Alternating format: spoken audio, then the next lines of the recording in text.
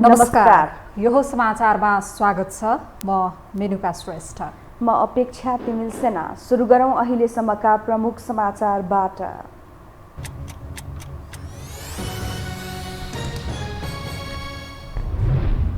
Gujarat vibrant summit स्थगित भएसँगै प्रधानमन्त्री देउबाको भारत भ्रमण रद्द।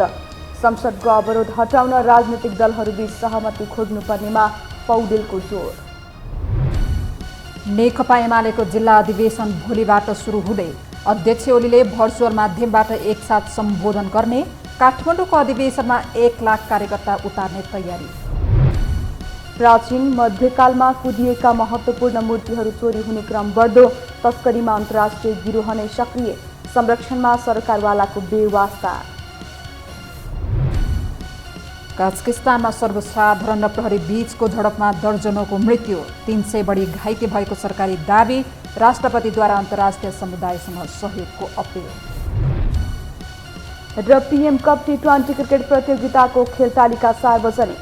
खेल पुस 26 गतेदेखि माघ 5 सम्म सञ्चालन हुने। उद्घाटन खेलमा त्रिभुवन आर्मी र कर्णाली प्रदेश भिड्ने।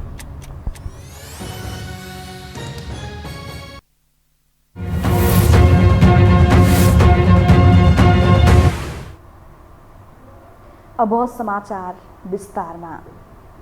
प्रधानमन्त्री शेरबहादुर देउबाको भारत भ्रमण रद्द भएको छ। भारतमा कोरोना संक्रमण बढेकाले प्रधानमन्त्रीको भ्रमण रद्द भएको हो। भाइब्रेन्ट गुजरात ग्लोबल समिट कार्यक्रम कोरोनाकै कारण स्थगित भएपछि प्रधानमन्त्री देउबाको भारत भ्रमण रद्द भएको हो। पुस 26 र 27 गते गुजरातको गान्धीनगरमा उक्त कार्यक्रम हुँदै थियो। सम्मेलनका लागि व्यापक तयारी भइसकेको र 5 देशका राष्ट्रपति वा प्रधानमन्त्री साथै 15 जना विदेश मन्त्रीसहित उद्योगी व्यवसायी र बैंकर्सहरू आउने सुनिश्चित भइसकेको थियो। गुजरात सरकारले कोभिडको बढ्दो संक्रमणलाई जनाउँदै कार्यक्रम स्थगित गरेको जनाएको छ। सत्तारूढ गठबन्धनको उच्च स्तरीय राजनीतिक समन्वय समितिका संयोजक रामचन्द्र पौडेलले संसदको अवरोध हटाउनका लागि राजनीतिक दलहरूका बीचमा सहमतिको बिन्दु खोज्नुपर्ने बताउनु भएको छ।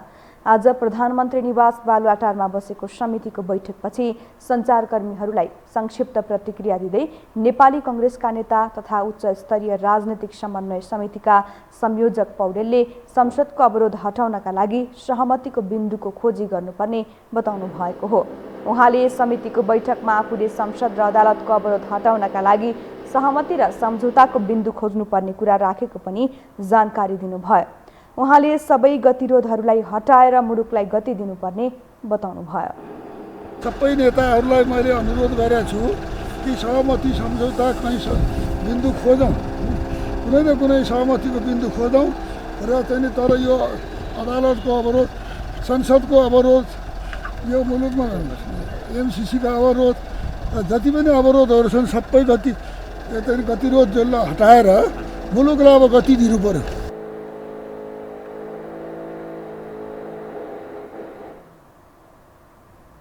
संयोजक पौडेलले प्रधानमन्त्री शेरबहादुर देउबाले गतिरोध अन्त्य गरी समाधान निकाल्नका निम्ति अग्रसरता देखाउनु पर्नेमा जोड दिएको पनि बताउनुभयो।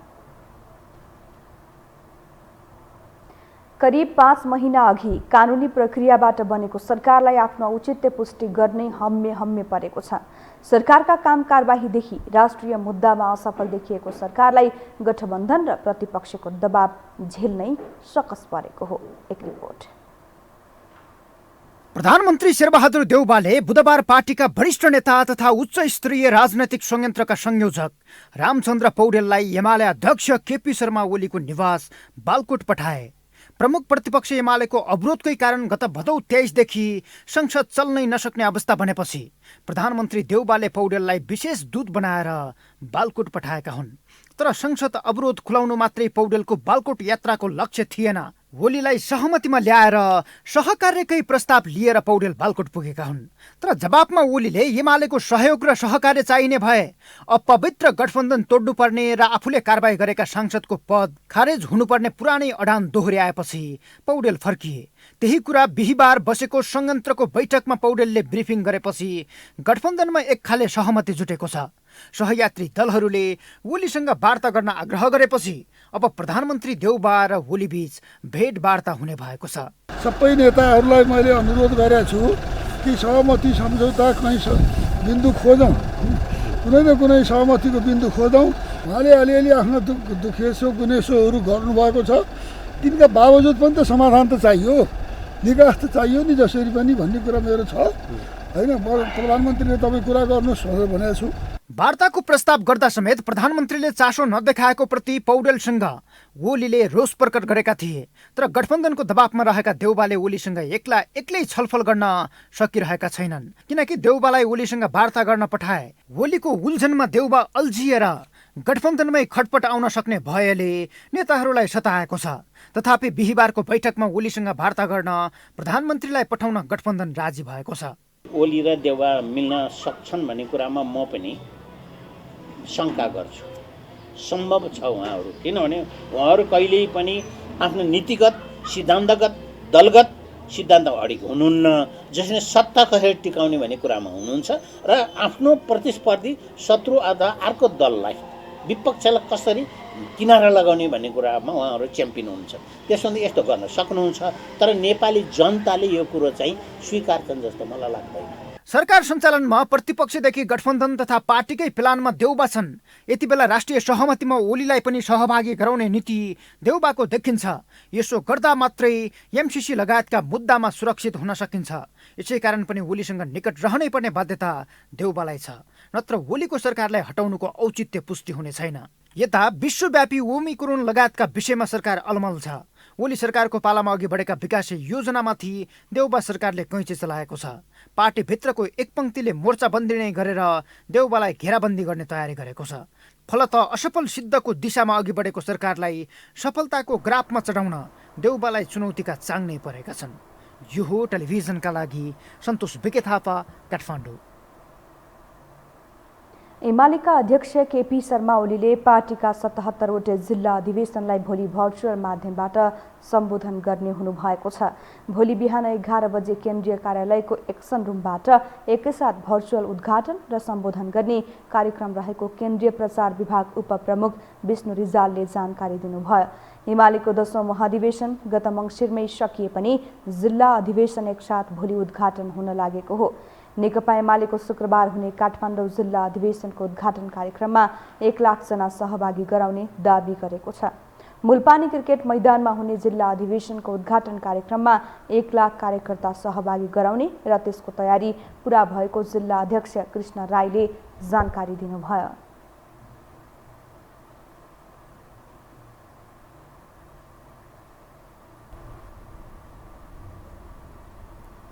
अब बाँकी समाचार। राष्ट्रपति विद्यादेवी भण्डारी र प्रधानमन्त्री शेरबहादुर देउवा बीच भेटवार्ता भएको छ। भेटमा प्रधानमन्त्री देउवाले सरकारका नियमित काम कारबाहीबारे जानकारी गराउनु भएको राष्ट्रपति विद्यादेवी भण्डारीका सञ्चार विज्ञ डाक्टर टीका ढकालले जानकारी दिनुभयो। प्रधानमन्त्री र राष्ट्रपति बीच राष्ट्रिय सभाको निर्वाचन, संसदमा प्रमुख प्रतिपक्षी दल नेकपा एमालेले गरिरहेको संसद अवरोध लगायतका विषयमा कुराकानी भएको बताइएको छ।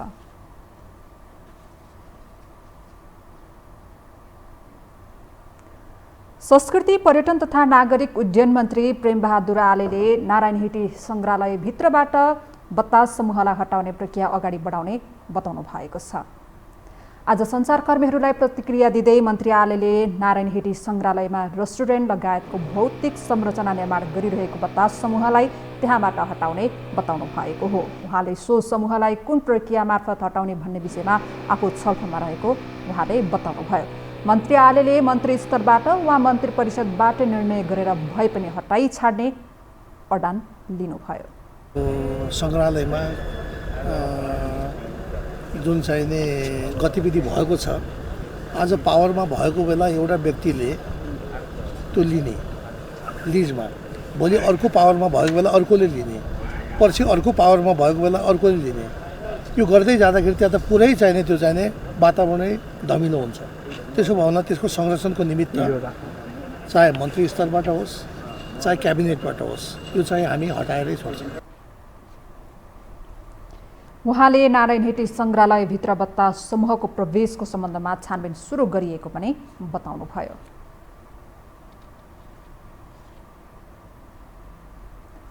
गृहमन्त्री बालकृष्ण खाँडले केन्द्रीय सुरक्षा समितिका पदाधिकारीहरूसँग छलफल गर्नुभएको छ। मन्त्री खाँडले समसामयिक सुरक्षाको अवस्था र आगामी दिनका सुरक्षाका चुनौतीका विषयमा छलफल गर्नुभएको हो।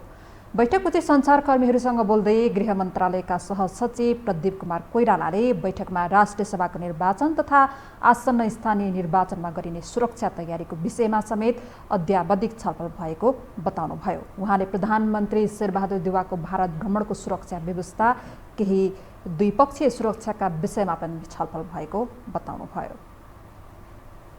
समसामयिक सुरक्षाको अवस्था र आगामी दिनका सुरक्षा चुनौतीका विषयमा छलफल गरियो। यसका साथै राष्ट्रिय सभाको निर्वाचन तथा आसन्न स्थानीय निर्वाचनमा गरिने सुरक्षा तयारीको विषयमा समेत अद्यावधिक छलफल त्यहाँ भयो।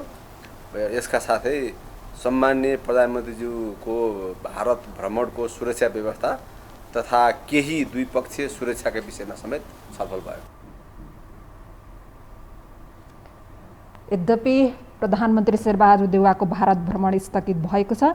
सहसचिव कोइरालाले बैठकमा सुरक्षाको विस्तृतीकरणको विषयमा पनि छलफल भएको बताउनुभयो।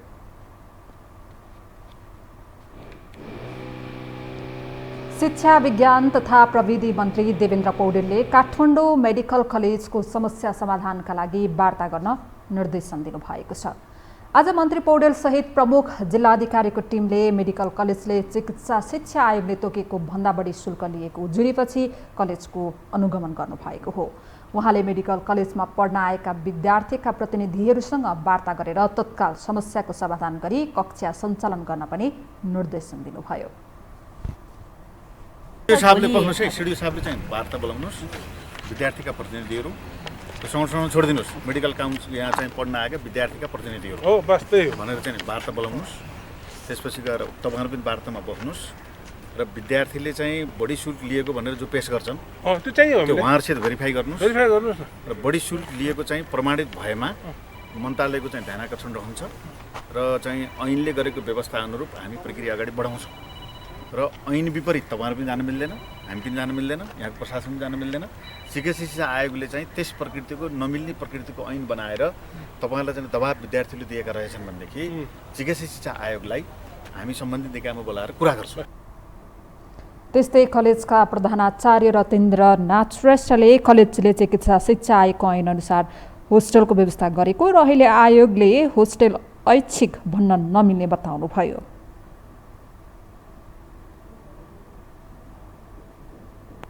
नेपाल मेडिकल काउन्सिलको बकायदासँग प्रावधानमा के लेखिएको छ भन्दाखेरि कुनै पनि मेडिकल कलेजको एमबिबिएस प्रोग्राम चलाउनलाई विद्यार्थीलाई गर्ल्स र बोइजलाई होस्टेल चाहिँ कम्पलसरी मस्ट भनेर लेखेको छ। अब होस्टेल कम्पलसरी नगर्ने हो भने नेपाल मेडिकल काउन्सिलको जुन क्राइटेरिया छ त्यो हटाउनु पर्यो, होस्टेलको ऐच्छिक भने राख्नु पर्यो, कम्पलसरी छैन भनेर राख्नु पर्यो। त्यो छ भने हामी चाहिँ त्यो हटाइदिन्छौँ, त्यो बेसी पनि दिउँला, के गर्ने गरौँला। एकातिर चाहिँ उता कम्पलसरी भनेर चाहिँ हाम्रो करोड रुपियाँ लगानी गर्ने, अर्कोतिर होस्टेल चाहिँ कम्पलसरी ऐच्छिक भनेर चाहिँ चिकित्सा शिक्षा आयोगले जुन कि चाहिँ उसको आयोगको एनमै चाहिँ नभएको कुरा उसले निर्देशन दिएपछि हामीले मान्ने कुरो आएन नि। प्रधानाचार्य श्रेष्ठले 60,000 महिनाको एमबिबिएसको शुल्क लिई कन्जुस्याइ गरे यो स्थितिमा संस्था सञ्चालन गर्न नसकिने पनि बताउनुभयो।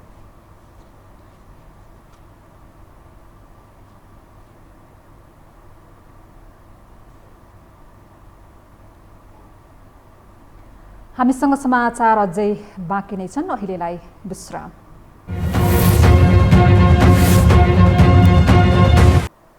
विश्रामपछि स्वागत छ। अब बाँकी समाचार। सरकारले राष्ट्रिय अनुसन्धान विभागको अतिरिक्त मुख्य अनुसन्धान निर्देशक एदुलाल खरेललाई मुख्य अनुसन्धान निर्देशक पदमा बढुवा गरेको छ। बुधबार बसेको मन्त्री परिषदको बैठकले राष्ट्रिय अनुसन्धान विभागको अतिरिक्त मुख्य अनुसन्धान निर्देशक एदुलाल खरेललाई पुस 23 गतेबाट लागू हुने गरी मुख्य अनुसन्धान निर्देशक पदमा बढुवा गरेको हो। त्यस्तै मन्त्री परिषद बैठकले आर्थिक वृद्धि तथा उत्पादनशीलताका लागि जापान सरकारबाट प्राप्त हुने जापानी येन 10 बिलियन करिब 10 अर्ब 39 करोड रुपियाँ नीतिगत ऋण सहायता स्वीकार गर्ने निर्णय समेत गरेको सरकारका प्रवक्ता समेत रहेका सञ्चार तथा सूचना प्रविधि मन्त्री ज्ञानेन्द्र बहादुर कार्कीले जानकारी दिनुभयो। आर्थिक वर्ष 2078-79 को लागि उखुको न्यूनतम खरिद मूल्य प्रति क्विन्टल रु 520 निर्धारण गर्ने, नेपाल विद्युत प्राधिकरणका विभिन्न वितरण केन्द्र र प्रसारण लाइन आयोजनाका लागि जग्गा प्राप्ति गर्ने र प्रारम्भिक कारबाही चलाउने अधिकारी तोक्ने। प्रवक्ता कार्कीले मन्त्री परिषदको बैठकले गोरखापत्र संस्थानलाई गोदाम भवन निर्माण गर्नका लागि जग्गा प्राप्त गर्न स्वीकृति दिने र राजपत्राङ्कित प्रथम श्रेणीका सहसचिव कृष्ण बहादुर राउतलाई विशिष्ट श्रेणीको सचिव पदमा बढुवा गर्ने निर्णय गरेको पनि बताउनुभयो। ललिता निवास जग्गा प्रकरणको अनुसन्धान प्रतिवेदन सरकारी वकिलको कार्यालयमा पुगेको छ।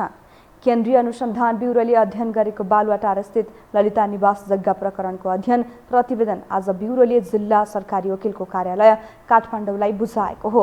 ललिता निवासको सरकारी जग्गालाई किर्ते गरी बेचबिखनमा संलग्न रहेको आरोपमा ब्युरोले 300 जना भन्दा बढीलाई प्रतिवादी बनाएर अनुसन्धान प्रतिवेदन तयार पारेको छ।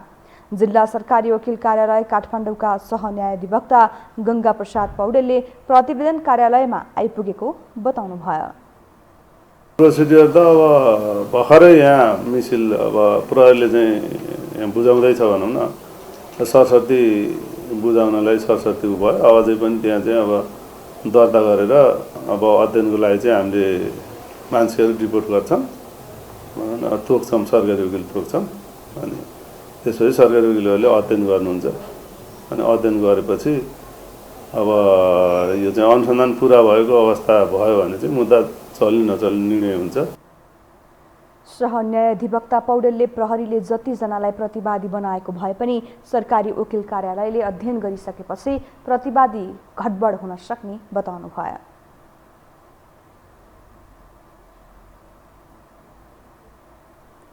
काठमाडौँबाट प्राचीन लिच्छविकाल एवं मध्यकालमा कुदिएका सयौं महत्त्वपूर्ण मूर्तिहरू चोरी भएका छन्। केही फिर्ता पनि भए पनि अधिकांश मूर्ति कहाँ छन् भन्ने अझै पनि पत्तो छैन। यता सम्पदा संरक्षण महाअभियानहरूले भने परापूर्व कालदेखि सांस्कृतिक सहरको रूपमा परिचित भएका मूर्तिहरूको खोजी कार्य जारी राखेको छ। एक रिपोर्ट। काठमाडौँका विभिन्न ठाउँका मन्दिरको प्राचीन मूर्तिहरू कहिले, कति र कसरी हराए भन्ने तथ्याङ्क कसैसँग पनि छैन। प्राचीन कालमा नेपाली सभ्यताको परिचय बोकेको ती मूर्तिहरूले नेपालको ऐतिहासिक गौरव गाथा गाउन सक्षम छन्। विक्रम सम्वत 2007 को दशकमा नेपालका प्राचीन सम्पदाका रूपमा रहेका असंख्य मूर्ति चोरी भए। त्यो श्रृङ्खला आज पनि रोकिएको छैन। अझै पनि मन्दिरमा राखिएका मूर्तिहरू चोरी भइरहेको छ। तर यस्ता घटनाहरू लुकाइन्छ। काठमाडौँ महानगरपालिका वडा नम्बर 1 नक्साल स्थित बिहारको करुणामयको पूर्ण कदको मूर्ति 2034 सालतिर चोरी भयो। मूर्ति चोरी गरेपछि बेचबिखन गर्न सकेनन्, विदेश पनि लान सकेनन्। सोही कारण मूर्ति अलपत्र भयो। त्यो मूर्ति हनुमान ढोका प्रहरी परिसरमा पुग्यो। हराएको मूर्तिको कसैले पनि खोजी कार्य गरेनन्। तर अहिले मूर्ति प्रहरी परिसरबाट विधिवत बिहारमै पुनः स्थापना गर्ने तयारी भइरहेको छ। यसको लागि स्थानीय पुजारी एवं सम्पूर्ण व्यक्तित्वहरूसँग समन्वय भएको छ। आजभन्दा 1 महिना अगाडि मात्रै मङ्सिर 21 ठ्याक्कै मङ्सिर 21 गतेदेखि आज पुस 21 गतेसम्मको मात्रै कुरा गर्दाखेरि पनि 4 ठाउँमा हराएको त हामीले फेला नै सूचना पाइसकेका छौँ। हामी प्रत्यक्ष यसैमा लागिरहेका छौँ। यहाँ त सशस्त्र प्रहरीको हेडक्वार्टर प्राङ्गणमै आकाश भैरवको मूर्ति हराएको छ। 2051 सालमा अमेरिकाबाट फिर्ता आएका 40 वटा मूर्ति राष्ट्रिय संग्रहालयमा राखिएको छ। चोरी गरी जर्मनी पुर्याएका उमा महेश्वरको मूर्ति जर्मन सरकारले 2056 सालमा फिर्ता गरेको थियो। अहिले सो मूर्तिलाई पाटन संग्रहालयमा सुरक्षित राखिएको छ। उक्त मूर्ति धुलिखेलबाट हराएको 12औं शताब्दीको मूर्ति हो। त्यस्तै 2059 सालमा अस्ट्रियाबाट फिर्ता भएको दीपङ्कर बुद्धको मूर्ति पनि अहिले सम्बन्धित ठाउँमा राखिएको छ। 2056 साल भदौ 25 गते अमेरिकाको म्युजियमबाट फिर्ता भएको गरुडासन विष्णुको मूर्ति काठमाडौँको जैसी देवलबाट चोरी भएको थियो। सो मूर्ति पनि अहिले फिर्ता भएको छ। यसबाहेक पाटनको किलबहालबाट चोरी भएको बुद्धको मूर्ति पनि फिर्ता भइसकेको छ। यो त उदाहरण मात्र हो। यस्ता मूर्तिहरू कति हराएका छन् भन्ने यकिन तथ्याङ्क नै छैन। यता सरकारवालाहरू भने यो सब सरकारको लापरवाहीका कारण मूर्तिहरू हराएको तथा विदेशमा पुगेको बताउँछन्। अर्काको घरबाट मूर्ति चोरेर लग्यो, तर आफ्नो घरमा त्यो सजाएर राख्नेहरू पनि देखिन्छ। तर खराब नियत भएको मान्छेहरूले चाहिँ यसलाई चोरेर अनि चाहिँ के भने विदेशमा चाहिँ बेच्न लगिराखेको अवस्था छ। 40 वर्ष अघि चोरी भएको करुणामयको मूर्ति राष्ट्रिय संग्रहालय छाउनीमा भेटिएपछि अभियन्ताहरू पनि खुसी भएका छन्। उनीहरूले यस्तो मूर्ति धेरै हराउने भएकोले सुरक्षामा ध्यान दिनुपर्ने बताउँछन्।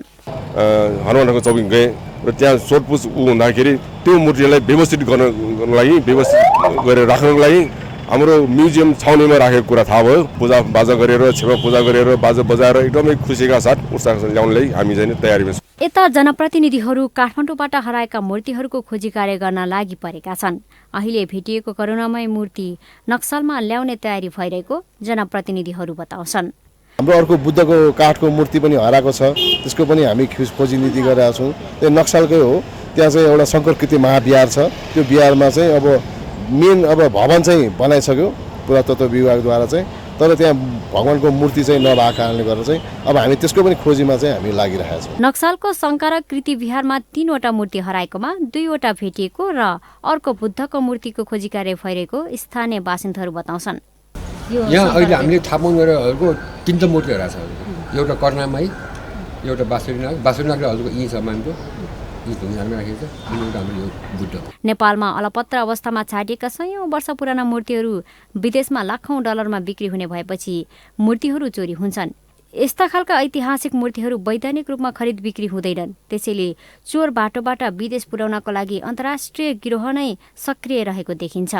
यो हो टेलिभिजनका लागि क्यामेरामा अभिष्ट लामाका साथमा लीलामाया ठटाल, काठमाडौँ। अब बाँकी समाचार।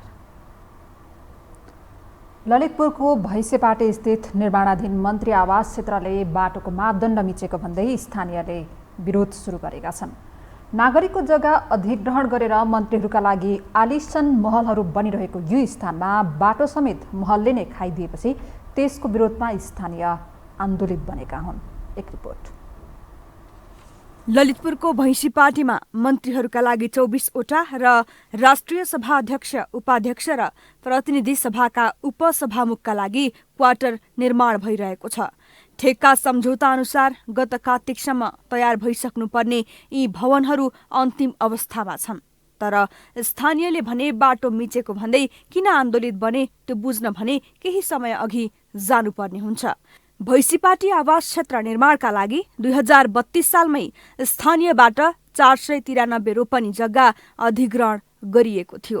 त्यति बेला 2800 देखि 3500 रुपियाँसम्म प्रति रोपनीमा जग्गा अधिग्रहण गरेपछि धेरै घरबारविहीन भए। त्यही अधिग्रहण भएको मध्ये 149 रोपनीमा अहिले मन्त्री क्वार्टर बनिरहेको छ। जग्गा अधिग्रहणले पीडित बनेका उनीहरूलाई मन्त्री क्वार्टर नै बन्ने भनेपछि भने खुसी मिलेको थियो। तर 11 मिटरको भनिएको बाटोमा समेत आयोजनाको आँखा लागेको भन्दै स्थानीय फेरि आन्दोलित बने। यहाँ हामीलाई 11 मिटर दिन्छु भनेर गर्नुभयो मन्त्री क्वार्टर बनाउनुभन्दा अगाडि। अनि जतिखेर मन्त्री क्वार्टर तयार भयो नि त्यो पछाडि 11 मिटर होइन 8 मिटर भन्दा तपाईँहरूलाई छोड्दैन भन्ने कुरा गर्नुभयो कि। पहिला पनि अब हामीहरूकै जग्गा अधिग्रहण गरेर गर्नुभएको छ होइन। अहिले पनि अब जम्मा हाम्रो यहाँनिर बस्ने लोकलहरूको जग्गा भने जम्मा 2 आना त्यस्तोमा सबैको अधिग्रहण जग्गा परिसकेको छ। थोरै थोरै छ। उहाँहरूलाई यता बाटो नछोड्ने र हाम्रोतिरै पेल्नुपर्ने भने 8 मिटर भन्दा नछोड्ने। यहाँ वरपर सबै 11 मिटर छ। हामीलाई चाहिँ 8 मिटर भन्दा उहाँहरूले नछोड्ने हुनुभएको छ कि। हाम्रो माग चाहिँ त्यही 11 मिटर हुनुपर्छ भन्ने हो। त्यसो त उनीहरू यतिका वर्ष यो बाटो 11 मिटर कायम भएको आशामा बस्दै आएका थिए। तर अब 2 वर्ष अघि 8 मिटर कायम गरियो। उनीहरू विरोधमा उत्रिए। पहिले 11 मिटर बाटो कायम भएको भन्दै उनीहरूले मन्त्री क्वार्टरको नाममा मिच्न नपाइने माग अघि सारे।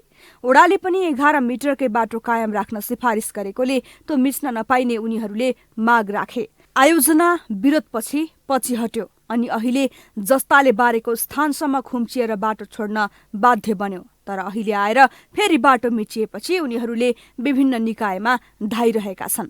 तर आवास स्थलको वरिपरि मापदण्ड अनुरूप नै बाटो कायम गरेको आयोजना यो पश्चिम पाटोमा भने 3 मिटर जग्गा छोड्न तयार छैन।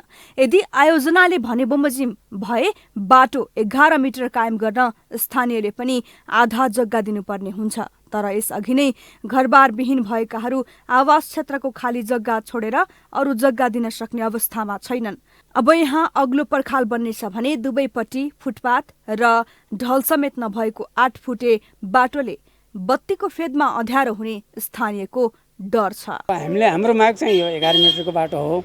माग अनुसार पहिला यो 11 मिटर नापेर नै जस्ता पनि बारेको हो हैन। अब अहिले पछि आएर चाहिँ 8 मिटर मात्र दिने भनेर यहाँ पर एक ठाउँ खाल्डो खन्न मिसन ल्याएर जग खन्न सुरु गरेको थियो अनि हामीले रोक्यौँ है। अब त्यसमा हाम्रो पहल चाहिँ माथिसम्म भइराखेको छ। अब सरकारको चाहिँ कुनै रेस्पोन्स चाहिँ अहिलेसम्म आएको छैन। जे हुनुपर्ने अब हुनुपर्ने हो। तर बाहिरी बाटोबाट ओगटिएको जग्गामा भित्रपट्टि भने मन्त्रीहरूका गाडी कुद्ने चिल्लो सडक बन्नेछ। यो बाटो दक्षिणकाली फर्पिङ सुक्खा बन्दरगाहले समेत वैकल्पिक रूपमा प्रयोग गर्ने बाटो हो। मुख्य यी क्षेत्र जान मुख्य प्रवेशद्वारकै रूपमा रहेको यो बाटो काठमाडौँ तराई द्रुत मार्ग समेत सञ्चालनमा आएपछि अझ व्यस्त बन्ने निश्चित छ। तर भवन निर्माणको सरकारी निकाय विशेष भवन निर्माण आयोजना किन बाटो मिचेर पर्खालभित्र भने बाटो नै बनाउन चाहन्छ बुझ्न कठिन छ। अर्थात् कुनै बेला व्यवस्थित बसोबासकै लागि आवास क्षेत्र निर्माण गर्न अधिग्रहण गरिएको स्थानमा सडकको मापदण्ड मिचिँदा कसैलाई चिन्ता लागेको छैन भने मन्त्रीहरूका लागि महल बनिरहँदा छेउमै समस्या भोगिरहेका स्थानीयको पीडाले पनि कसैलाई पिरोलेको छैन। पश्चिमी वायुको प्रभावले सुदूरपश्चिम कर्णाली गण्डकी तथा लुम्बिनी प्रदेशमा हल्का वर्षा भएको छ। जल तथा मौसम विज्ञान विभागका अनुसार बागमती प्रदेशमा सामान्य वर्षा भएको छ। देशका बाँकी स्थानमा मौसम आंशिकदेखि सामान्यसम्म बदलिरहेको मौसम पूर्वानुमान महाशाखाले जनाएको छ। महाशाखाका अनुसार वर्षा तथा हिमपात गराउने पश्चिमी न्यून चापीय प्रणाली नेपालमा प्रवेश गरेको छ र यो प्रक्रिया आइतबारसम्म जारी रहने महाशाखाले जनाएको छ।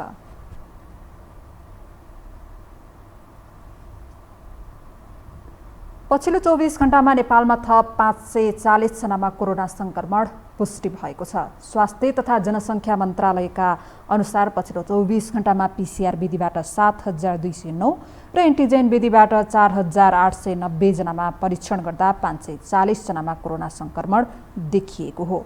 यसले थप 271 जना संक्रमण मुक्त भएका छन्। पछिल्लो 24 घण्टामा संक्रमणबाट थप 1 जनाको मृत्यु भएको छ। हाल देशभर सक्रिय संक्रमितको संख्या 5431 रहेको छ।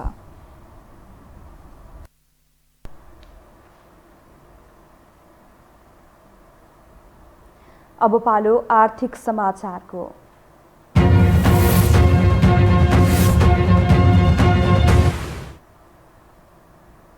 पछिल्लो समय वित्तीय प्रणालीमा देखिएको तरलता अभावले उद्योगीहरूले कामै गर्न नसक्ने अवस्था सिर्जना भएको बताएका छन्। समस्याकै कारण निर्माण उद्योग जुन गतिमा अगाडि बढ्नुपर्ने हो त्यो गतिमा बढ्न नसकेको निर्माण व्यवसायीको गुनासो छ। एक रिपोर्ट। नेपाल उद्योग वाणिज्य महासंघका उपाध्यक्ष दिनेश श्रेष्ठले वित्तीय प्रणालीमा देखिएको तरलता अभावले उद्योगी व्यवसायीहरूले कामै गर्न नसक्ने अवस्था सिर्जना भएको बताएका छन्। उनले तरलता अभावका कारण उद्योगी व्यवसायीलाई बजारबाट पैसा उठाएर सामान पठाउनलाई उत्पादन लागत उच्च रूपमा बढेको बताए। श्रेष्ठले लागत खर्च बढ्दा बजारमा मूल्य वृद्धि समेत बढ्ने गरेको बताए। उनले अहिले बैंकहरूले विगतमा उद्योगीलाई दिइरहेको कर्जा बराबरको पैसा दिन समेत नसक्ने अवस्था रहेको बताएका छन्। उद्योगीहरूलाई अब उहाँले जति भने पनि बजारबाट पैसा उठाउने र बजारमा सामान पठाउने आफ्नो उत्पादन लागत भयो, यिनीहरूमा अलिकति खर्च बढी लागेको अवस्था छ। मैले अघि भने जस्तै खर्च चाहिँ नि हामीलाई चाहिने पुँजीको रिक्वायरमेन्ट बढिया छ। बैंकमा तरलता छैन भने पैसा लिन गयो भने हामीलाई लिमिट दिइरहेको पनि लिमिट बराबरको चाहिँ नि पैसा दिनलाई पनि एकछिन पख्नुस् भन्ने भयो। उनले बजारमा तरलता चरम अभाव रहेको अवस्थामा राष्ट्र बैंकले व्यवसायीलाई समस्या पर्ने गरी सामान आयातमा कडाई गरी 100% बैंकमा मार्जिन राख्नुपर्ने व्यवस्था गर्नु गलत भएको बताए। उनले तरलता अभावको कारण बैंकमा पैसा छैन, उद्योगीहरूले बैंकबाट नै कर्जा लिने हो भने सामान आयातमा व्यवसायीले बैंकमा पैसा जम्मा गर्न नसक्ने बताए। उद्योगको लागि कच्चा पदार्थ मगायो, त्यो पैसा दिन ढिला भयो, या आयातकर्ताले पनि सामान बिक्रीको लागि मगाएपछि अब त्यो पैसा अर्को मगाउनको लागि तिमीलाई 100% पैसा राख्नुपर्छ भनिदियो भनेपछि त अब त्यो 100% राख्नको लागि त पैसा कहाँबाट आउँछ? पैसै छैन भनेपछि अनि बजारमा पनि हाम्रो चलन चल्ती के छ त भने हामी क्रेडिटमै दिन्छौँ, बैंकबाट क्रेडिट आउँछ, हामी क्रेडिट दिन्छौँ, उपभोक्ताले सामान किनेपछि चलामान हुने हो। बैंकिङ प्रणालीमा तरलता अभावका कारण पछिल्लो समय निर्माण उद्योग जुन गतिमा अगाडि बढ्नुपर्ने हो त्यो गतिमा बढ्न नसकेको निर्माण व्यवसायीको गुनासो छ। नेपाल निर्माण व्यवसायी महासंघका अध्यक्ष रवि सिम पछिल्लो समय बैंकहरूबाट 1-2 लाख कर्जा समेत पाउन मुस्किल भएको बताउँछन्। अब अहिले एकातिर बैंकहरू पनि आर्थिक चरम तरलताको अभावले गुज्रिरहेको छ। उहाँहरू 1-2 लाख रुपियाँ पनि ऋण दिन नसक्ने अवस्थामा छ। अब हाम्रो बैंकिङ लोन 340 अर्ब रुपियाँ छ भन्दाखेरि अहिले हामीले नेपाल सरकारसँग विगत 1 वर्षदेखि तारन्तार भनिरहेको चाहिँ हामीसँग चाहिँ तरलताको अभाव छ। त्यो तरलताको अभावलाई सम्बोधन गर्नको लागि 5% धरोडी रकम जुन छ त्यो धरोडी रकम चाहिँ बैंक ग्यारेन्टीको आधारमा हामीलाई फुक्का गरिदियो भने हाम्रै रकम हामीले फिर्ता पाउँथ्यौँ। पछिल्लो समय आयात बढे अनुसार आयातबाट गएको रकमलाई परिपूरण गर्ने अन्य स्रोतहरू नहुँदा तरलताको समस्या सिर्जना भएको छ। त्यस्तै वित्तीय संस्थाहरूमा तरलता बढी हुँदा गुणस्तरीय कर्जा नराम्रो हुने गरेको छ। साताको अन्तिम कारोबारको दिन शेयर बजारमा नेप्से परिसूचक 40 अङ्कभन्दा बढीले वृद्धि भएको छ। बुधबार 30.75 अङ्कले गिरावट आएर नेप्से परिसूचक आज 43.29 अङ्कले बढेर 2692.47 बिन्दुमा पुगेको छ। त्यस्तै सेन्सेटिभ इन्डेक्स 9.16 अङ्क, लोड इन्डेक्स 3.04 अङ्क र सेन्सेटिभ इन्डेक्स 3.31 अङ्कले बढेको छ। आज कारोबारमा आएका 238 कम्पनीको 73,36,000 किता सेयर 3,67,68,46,46,000 रुपियाँ बराबरको कारोबार भएको छ। नेप्से बढे पनि आज कारोबार रकम भने अघिल्लो कारोबारको तुलनामा घटेको छ।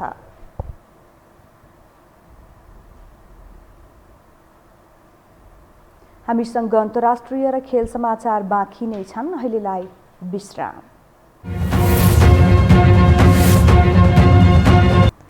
विश्रामपछि पुनः स्वागत छ। अब पालो अन्तर्राष्ट्रिय समाचारको।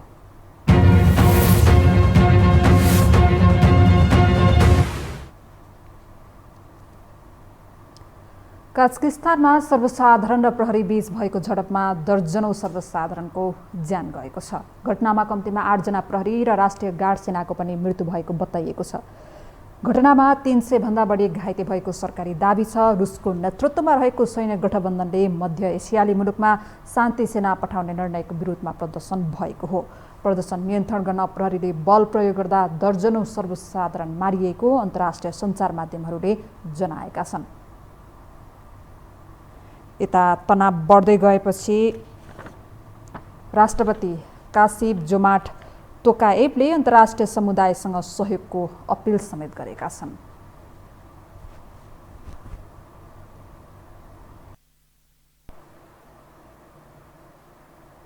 अब खेलकुद समाचार।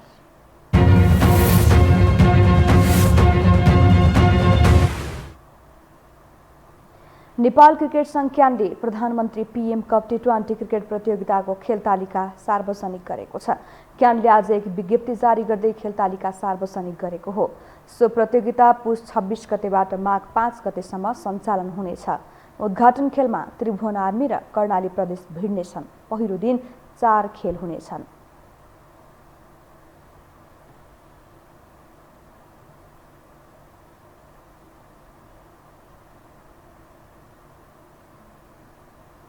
अब मौसम सम्बन्धी जानकारी।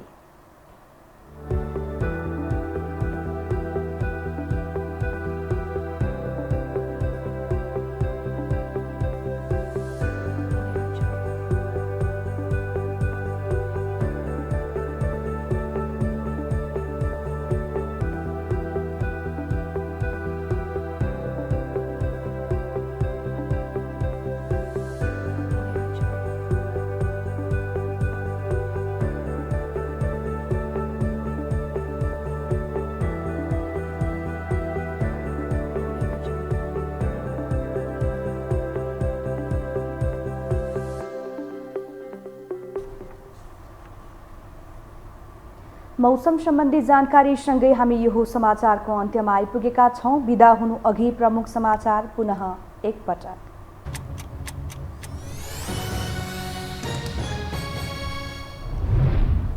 गुजरात भाइब्रेन्ट समिट स्थगित भएसँगै प्रधानमन्त्री देउबाको भारत भ्रमण रद्द। संसदको अवरोध हटाउन राजनैतिक दलहरूबीच सहमति खोज्नुपर्नेमा पौडेलको जोड। नेकपा एमालेको जिल्ला अधिवेशन भोलिबाट सुरु हुँदै अध्यक्ष ओलीले भर्चुअल माध्यमबाट एकसाथ सम्बोधन गर्ने। काठमाडौँको अधिवेशनमा 1 लाख कार्यकर्ता उतार्ने तयारी। प्राचीन मध्यकालमा कुदिएका महत्त्वपूर्ण मूर्तिहरू चोरी हुने क्रम बढ्दो। तस्करीमा अन्तर्राष्ट्रिय गिरोह नै सक्रिय। संरक्षणमा सरकारवालाको बेवास्ता। काजाकिस्तानमा सर्वसाधारण र प्रहरी बीचको झडपमा दर्जनौंको मृत्यु, 300 बढी घाइते भएको सरकारी दावी। राष्ट्रपतिद्वारा अन्तर्राष्ट्रिय समुदायसँग सहयोगको अपिल। र पीएम कप टी20 क्रिकेट प्रतियोगिताको खेल तालिका सार्वजनिक। खेल पुस 26 देखि माघ 5 सम्म सञ्चालन हुने। उद्घाटन खेलमा त्रिभुवन आर्मी र कर्णाली प्रदेश भिड्ने।